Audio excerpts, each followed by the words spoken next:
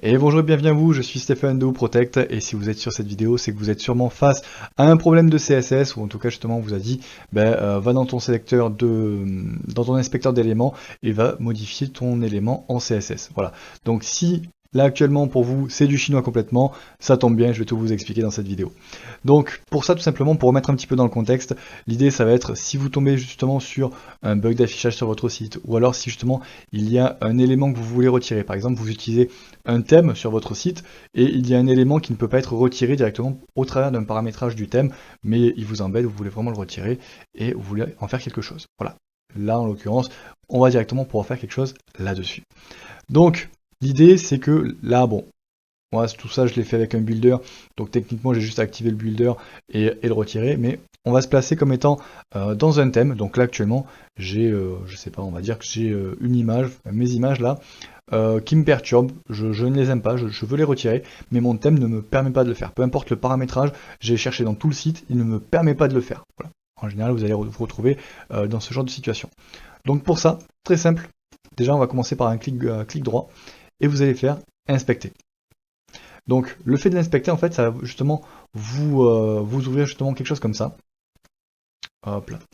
Et vous allez pouvoir justement cibler en fait directement vos éléments et voir le code directement comme il est structuré derrière. Voilà. Donc l'idée en fait, ici je vais vous apprendre trois choses. C'est que vous allez avoir en fait trois éléments qui sont vraiment super importants pour pouvoir cibler un élément.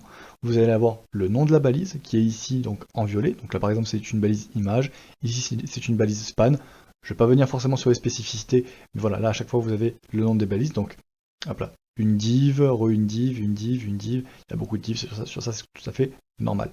Article, footer, etc. Voilà, tout ça ce sont des balises et on va voir justement en CSS comment cibler ces balises-là. Ensuite, vous avez un deuxième élément, c'est ce qu'on appelle une classe. Une classe, ça peut être répété sur plusieurs éléments, et c'est ce qui va comment dire, comprendre plusieurs règles. Donc, c'est-à-dire, on peut dire une classe, donc là, la classe, ben voilà, là on en a une, et underscore pb, underscore image, underscore wrap. Voilà, ça c'est une classe. Cette classe-là, on va lui dire par exemple, ben, dès que tu vas être appelé, tu vas faire tel affichage, tel affichage, tel affichage, tel affichage. Voilà, par exemple. Voilà. Et donc, peu importe les éléments sur lesquels on va les placer, ça aura justement toujours le même impact au niveau des règles qui sont appliquées. Voilà. Donc, la balise, la classe, et vous allez retrouver aussi, je pense qu'on peut en trouver un comme ça, voilà, un ID.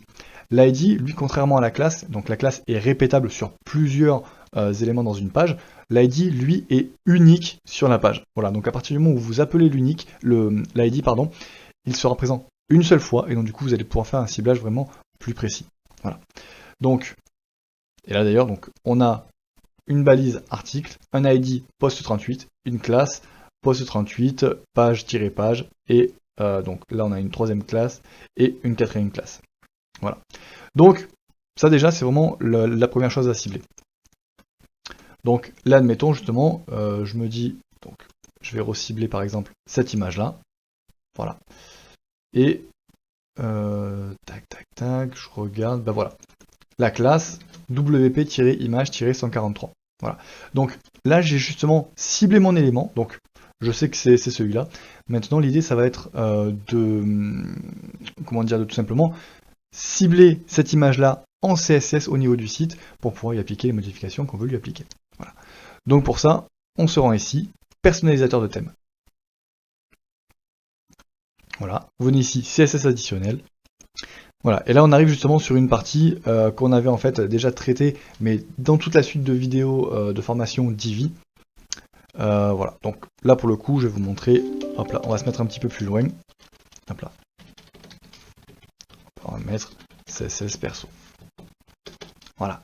Donc par exemple, tac, je vais recibler donc mon image. Est-ce que je l'avais déjà en copié? Oui, je l'avais déjà en copié. Donc l'idée c'est que tout simplement, quand vous allez faire du CSS, donc on a dit trois choses. Les balises, les classes, les ID. Quand on veut appeler une balise, juste on va mettre par exemple le nom de la balise. Par exemple, image, comme ça, img, puisque c'est une balise img.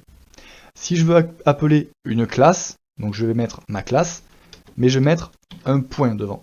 Voilà. Pour appeler une classe, on met un point. Et pour appeler un ID, Donc par exemple, hop là, l'ID post 38, je vais venir y mettre un dièse devant. Voilà. Donc la balise, on ne met rien devant. Une classe, on met un point. Une balise, on met un dièse. Voilà.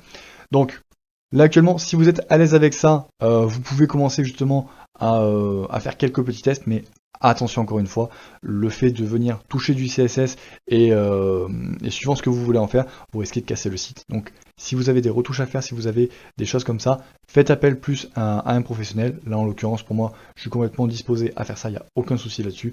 Vous pouvez me joindre soit directement sur mon site internet wooprotect.fr, soit par appel, soit par mail, soit directement en commentaire de la vidéo. Quoi qu'il en soit, peu importe les canaux, je suis relativement réactif là-dessus.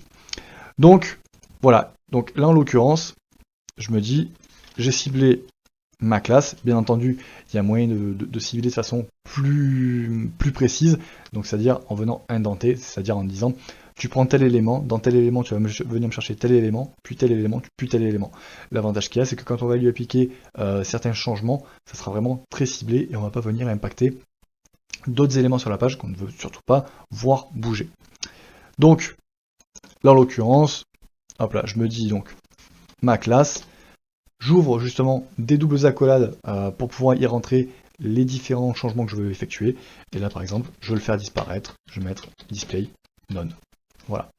Et je termine donc display, donc c'est-à-dire qu'est-ce que je veux lui faire, c'est-à-dire je vais changer son affichage et je vais mettre none. Donc un 2 points entre les deux, un point virgule à la fin. Voilà. Et là je vois que justement j'ai mon image qui a disparu complètement. Voilà. Bien entendu, si ça je l'enlève, mon image va réapparaître. Voilà. Et bien entendu, si je mets par exemple un border de pixels rouge, hop là, ça va venir être encadré, etc., etc., etc.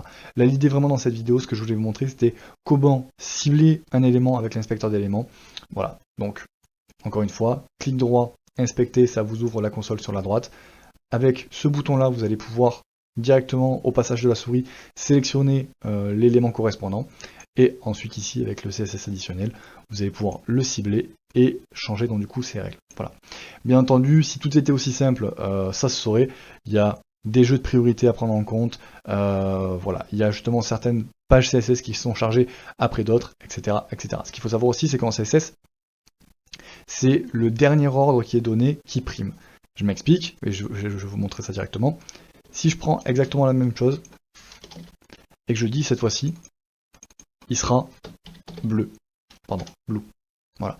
Là, vous voyez, même si juste au-dessus, j'ai dit qu'il serait rouge, au final, étant donné que le dernier ordre prime, il sera donc du coup bleu. Voilà. Et même dans ces cas-là, si j'augmente l'épaisseur, voilà.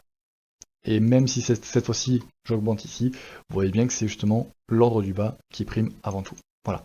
Donc, là pour le coup, la vidéo vous permet de voir un petit peu plus clair là-dessus. Si vous avez des hésitations ou un problème là-dessus, contactez-moi directement et on voit ça ensemble sans souci. Voilà. Donc à partir de ce moment-là, vous publiez, ça prend les sauvegardes en compte et normalement vous avez résolu justement votre problème. Voilà. J'espère en tout cas que cette vidéo vous aura plu, qu'elle vous aura servi. Voilà, vous y voyez aussi un petit peu plus clair sur cette utilisation-là. Et si vous voyez dans différents blogs, dans différents forums, ou si on vous dit, bah voilà, faut ouvrir l'inspecteur d'éléments, regarder ton élément et le traiter en CSS, vous voyez maintenant justement les étapes à faire tout simplement. Voilà. Encore une fois, si ça vous a été utile, un petit pouce bleu, un petit commentaire, ça fait toujours plaisir. Ça encourage à vous donner toujours plus de contenu et d'astuces. Voilà. Sur ce, je vous souhaite de passer une excellente journée. Et je vous donne rendez-vous dans de prochaines vidéos. A plus.